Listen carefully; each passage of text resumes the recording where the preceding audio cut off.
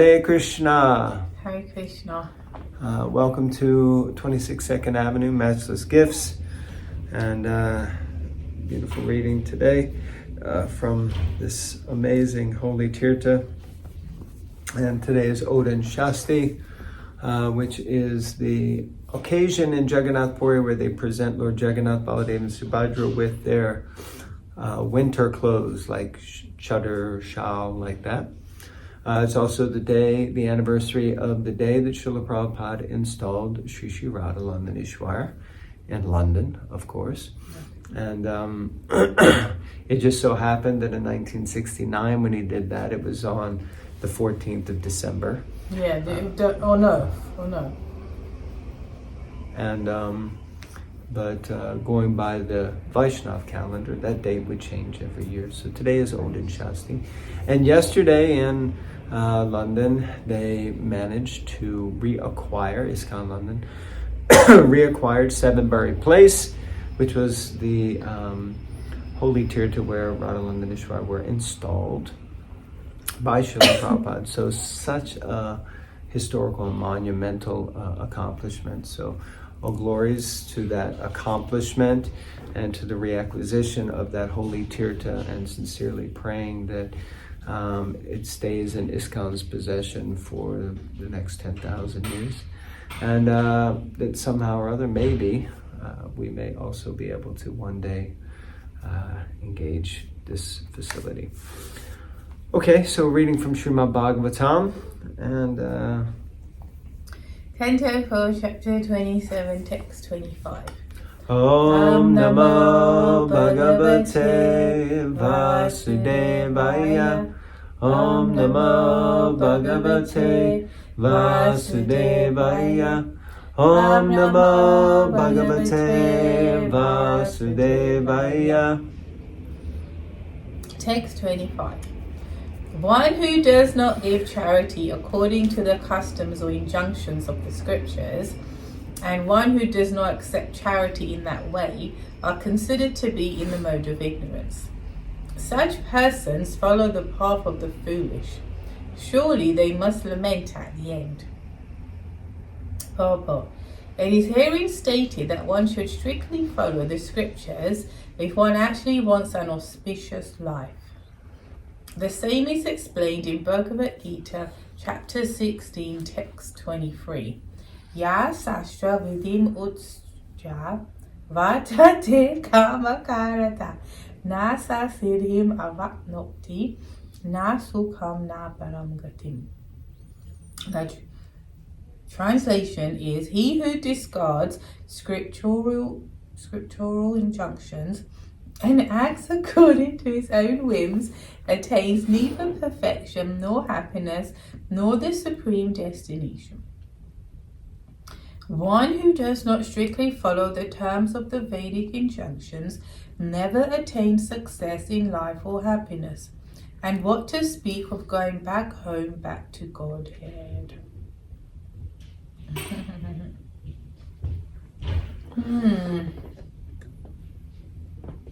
So, what I'm gleaning from this purport is that we should follow the scriptures if we want to stay on the right path in life. remember to speak loudly because we don't have the mics. Alright, so we should follow the scriptures if we want to stay on the right path of life. And then the question might be, but which scriptures? It's interesting because I'm just seeing online some major debates going on about certain spiritual people, maybe, and what, if they're bona fide and what line, and of course they're bona fide, and what do you know, and give me proof, and then someone's quoting this, it's in the Vedas, what Vedas, it's in the Puranas, like, oh Lord. And so I was thinking while I was reading this, because also for me growing up as a Hindu, there was always scriptures at home. I couldn't read them because they weren't in English, but there was also always scriptures, and you're always being told by this auntie or your parent, do this, do that. So I was thinking that for me, Prabhupada's made it very clear and it's like he's removed all the gumph, you know, and he's just got to the point, and it's very like concise and clear. So yeah, for me, I think, yes, I can follow the scriptures in terms of what Prabhupada has provided.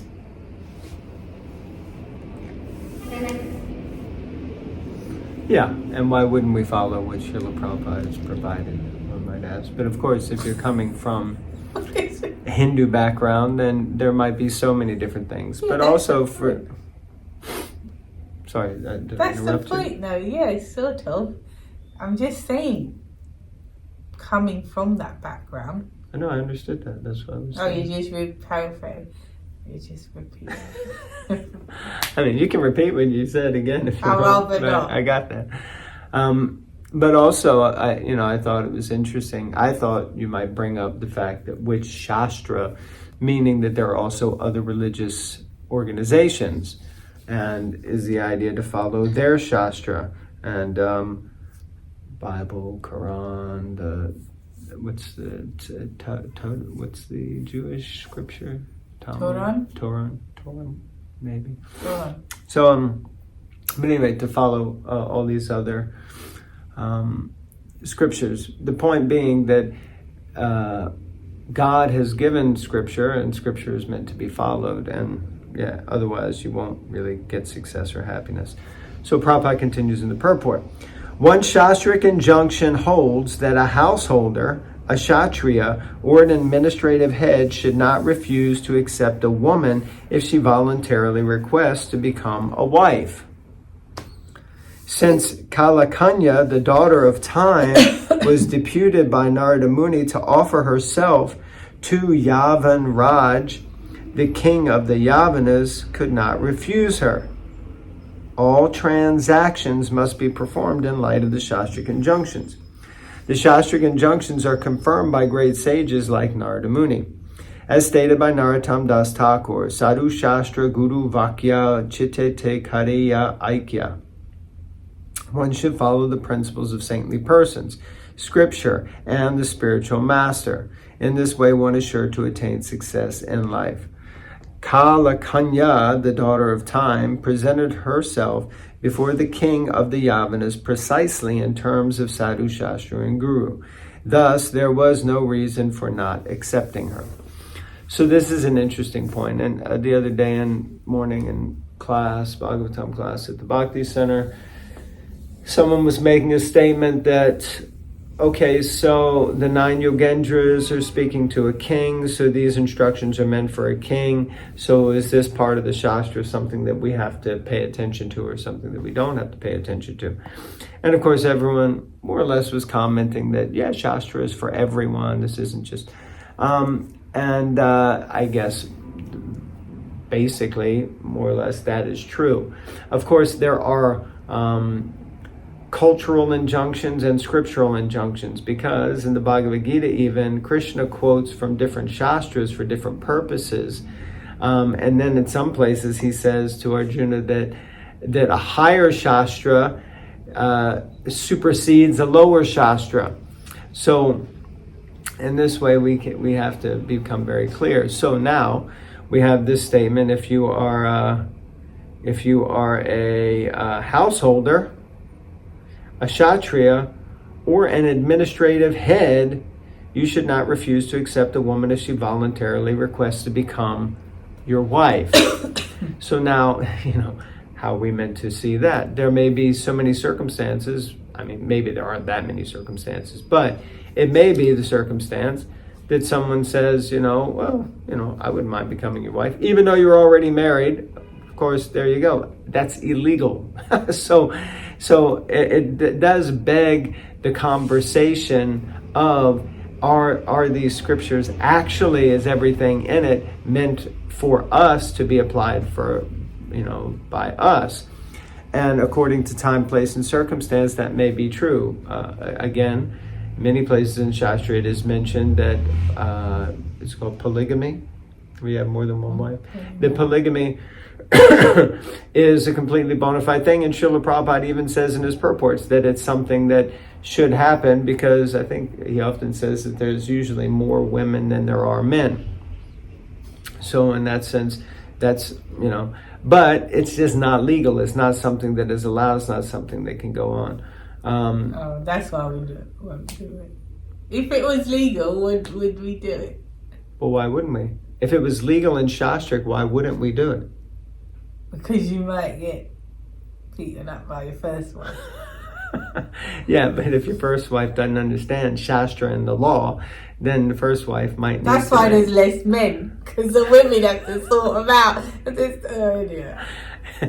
Anyway, you can see that this is a potential topic for conversation. Not just this topic, but the application of Shastra, the principles of Shastric injunctions.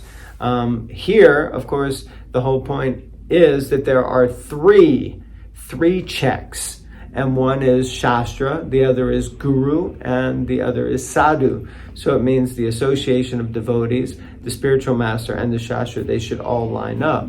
So even though Shastra may say this, but the spiritual master may say, no, that's not correct. Or the sadhus may say, no, the application is like this. And sadhus will also have differing opinions. As we see in the beginning of the Bhagavatam, Parikshit Maharaj was sitting before Shukadeva Goswami showed up, and it explains that there were differing opinions being expressed to Shukadeva Goswami about the absolute truth and the purpose and goal of life. And it's described that actually he was bewildered by these, because what he wanted to hear about was bhakti. And they were presenting karma, jnana, all different kinds of perspectives. So like that. So it is, I would say, quite a big topic for understanding. Hare Krishna. Anyone would like to have any thoughts, then please put them in the chat, and let's see if we can have a debate. All right. Text 26. Is it? Yeah. Kala Kanya continued. O gentle one, I am now present before you to serve you. Please accept me and thus show me mercy. It is a gentleman's greatest duty to be compassionate upon a person who is distressed. Purport. Yavana Raja, the king of the Yavanas, could also refuse to accept Kalakanta. Not Kalakanta. Oh, Kalakanya, two time, but he considered the request due to the order of Narada Muni. Thus, he accepted Kalakanya in a different way. In other words, the injunctions of Narada Muni, or the path of devotional service, can be accepted by anyone within the three worlds, and certainly by the king of the Yavanas. Lord Chaitanya himself requested everyone to preach the cult of Bhakti Yoga all over the world, in every village and town. Preachers in the Krishna consciousness movement have actually experienced that even the Yavanas and Malechas have taken to spiritual life on the strength of Narada Muni's Pancharatrika Vidhi. When mankind follows the disciplic succession as recommended by Chaitanya Mahaprabhu, everyone throughout the world will benefit.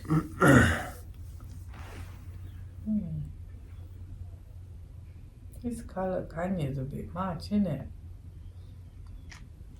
Well, I think Kalakanya, and without going back, because we've kind of, it's like this, unfortunately, Kali Yuga brain. I'm pretty sure Kalakanya is just another name for old age, because she's the daughter of time. All right. So this is all a hyperbole, I think, or it's a kind of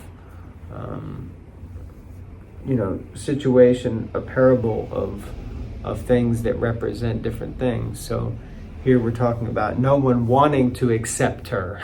No one wanted her, but she approached the king of the Yavanas, and because he was a king, and because she was a valid maiden, available, the Narada Muni is saying basically, you kind of have to accept her, or you should accept her.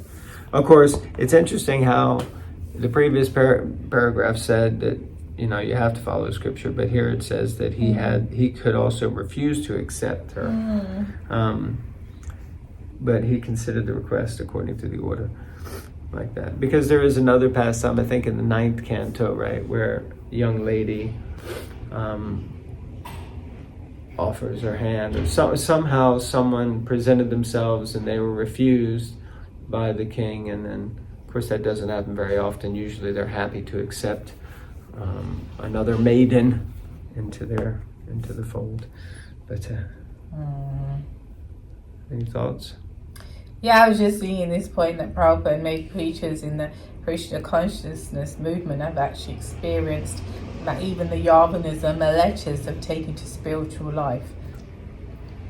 Well, I didn't want to say, but yeah, on the strength of Narada Muni's Pancharatrika Vedana, singing how appropriate it was sitting in 26 Second Avenue where all the Yavanas and Malechas were gathered. No offense, but... Yeah, no offense. All your Yavanas. Who are now our gurus, but anyway. But the fact is they were. I mean, you can just see their pictures on the wall, really. And Prabhupada, well, where he is now, actually, sitting and what? I don't, you know, still, and yeah, this whole room was full, and look what he did, you know?